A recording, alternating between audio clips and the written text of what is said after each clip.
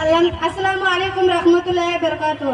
الحمدللہ وقفا والسلام علی عباد الذین اصطفى. اما بعد اعوذ باللہ من الشیطان الرجیم. بسم اللہ الرحمن الرحیم. یا ایھا النبی قل لازواجک وبناتک ونساء المؤمنین یدنین علیہن من جلابیبہن. بے پردہ جو نظر آئے کل چند بیویاں، بے پردہ جو نظر آئے کل چند بیویاں. اکبر زمین میں گہرے تھے قومی سے گر گیا. پوچھا جو ان سے آپ کا پردہ ہوا کیا ہوا، پوچھا جو ان سے آپ کا پردہ ہوا کیا ہوا. کہنے لگی کیا کر پہ مردوں کے پر کیا.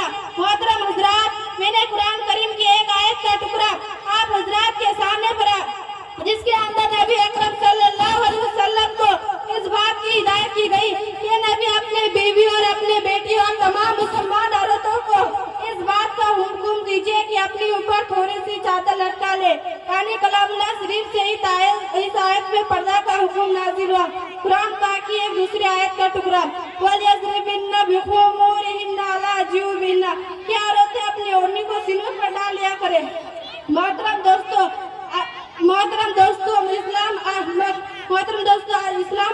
مذہب اسلام کی روشن ستاروں سے کفر و الحاد، ظلم و زیادت کے بادل چھٹے، بے غیرتی اور بے حیائی کی تاریخیں ختم ہوئے. قرآن پاک کی عدل و انصاف سے باطل کی لہراتے جھنڈے گر پڑے.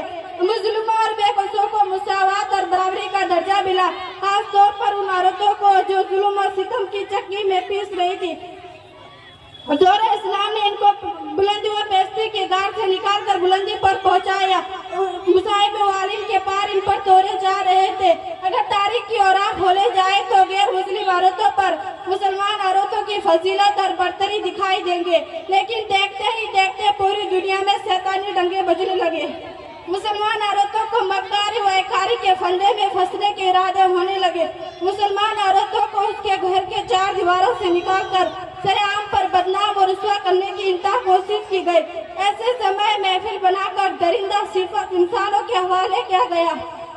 ان کی صرف ایک ہی سزا تھی کہ پردہ کے گریبان کو چاک اور ایسا ریسا کیا جائے اور عورتوں کو بے لگام اور بے حیا چھوڑ دیا جائے. وہ جو چاہے گل کھلائے. چنانچہ خواہشیں کی ان پٹھیوں کی عارضیاں پورے ہوئے. انہوں نے آہستہ آہستہ مسلم خواتین کو بہکا لیا اور مسلمان عورتوں نے بھی پردہ جیسی عظیم نعمت کو پیٹ پیچھے ڈال کر مردوں کے ساتھ کندھے سے کندھا ملا کر چلنا شروع کر دیا. پھر نہ پوچھے کہ اسلامی معاشرے کن کن خرابیوں سے دو چار ہوا. اتنی آفتوں اور مصیبتوں کا سامنا ہوا. بدکاری اور زناکاری عام ہوتے چلے گئے. مکانوں اور دکانوں، بستیوں اور بیابانوں میں برائیاں ہی برائیاں نظر آنے لگے. محترم دوستو، اگر اسلام طاقت دشمن یورپ امریکہ پردہ کے خلاف قدرہ بلند کرے تو ہمیں اس پر کوئی تعجب و حیرانی نہیں، چونکہ اسلامی تعلیمات کو ہر طرح سے بدنام کرنا ان کا سیوا بن چکا ہے.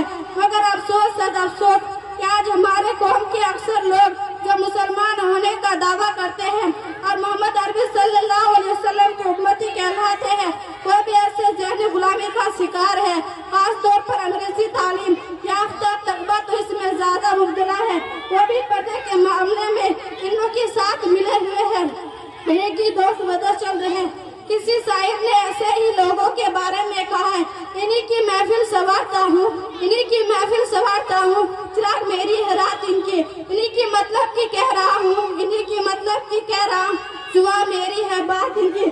محترم دوستو، آج پردہ کے مسائل کو لے کر مناظرہ، بازیاں، مضمون نگاریاں ہوتے رہتے ہیں.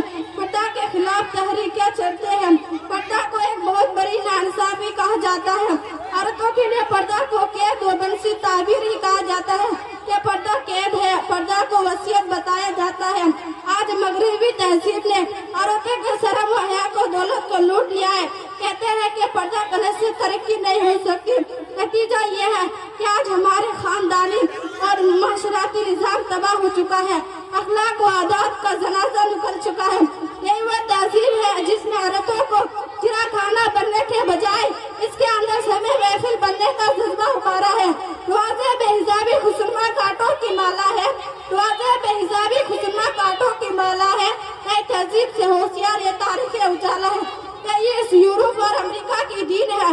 یہ نوجوان بارش سے دوپٹہ گلے میں ڈال کر اور چست اور باریک لباس پہن کر کھلے عام گھوم رہی ہے. میں اپنے ماں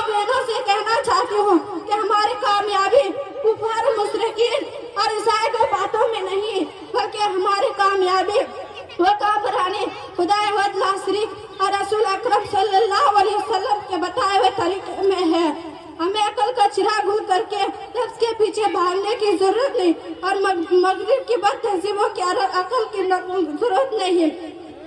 یہی ہدایت ہے، ہماری ہدایت قرآن و سنت کے بتائے ہوئے طریقے میں ہے۔ اسلام کے پاس بانو حضرت آسمہ رضی اللہ عنہ حضرت عائشہ صدیقہ رضی اللہ کی بہن ہے اور نبی اکرم صلی اللہ علیہ وسلم کی سالی ہے۔ ایک بار بھاری کپڑا پہن کر حضور صلی اللہ علیہ وسلم کے سامنے آ گئی تو سرور کائنات محمد صلی اللہ علیہ وسلم نے نظر پھیر لیا اور یہ ارشاد فرمایا، اے آسماں، جب عورت بالغ ہونے کی عمر کو پہنچ جاوے تو اس کے جسم سے کچھ بھی دیکھنا جائز نہیں سوائے اس کے چہرے اور ہتھیلی کے۔ اس حدیث سے اس بات کا صاف صاف پتہ چلتا ہے کہ باریک کپڑا پہننا بھی پردے کے خلاف ہے۔ ہمیں انسان کے چہرے پر خوبصورتی سے جری ہوئی یہی تو آخر نفس کی سب سے بڑی چور ہے۔ دلی جذبات اور قلب احساسات کی ترجمان اس کی محبت کی تمام حد فتنہ و فساد کی ابتدائی عام طور پر انہی سے ہوتی ہے۔ اسی لیے رب ذوالجلال نے نہ صرف عورتوں کو بلکہ مردوں کو بھی نگاہ نیچے رکھنے کا حکم دیا ہے، جیسا کہ طلاق پاک میں آیا ہے، کل المؤمنین یغضوا من ابصارہم وکل المؤمنات یغضضن من ابصارہن۔